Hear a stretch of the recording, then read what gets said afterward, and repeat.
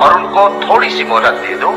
کچھ شک نہیں کہ ہمارے پاس بیڑیاں ہیں اور بڑی زبردست آگ ہے اور گلے میں اٹکنے والا کھانا ہے اور درد دینے والا عذاب ہے۔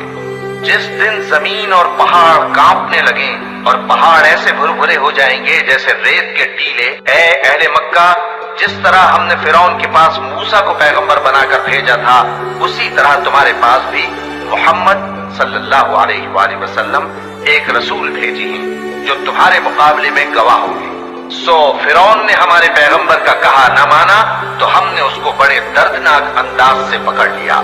اگر تم بھی ان پیغمبر کو نہ مانو گے تو اس دن سے کس طرح بچو گے جو بچوں کو بوڑھا کر دے گا، جس سے آسمان پھٹ جائے گا۔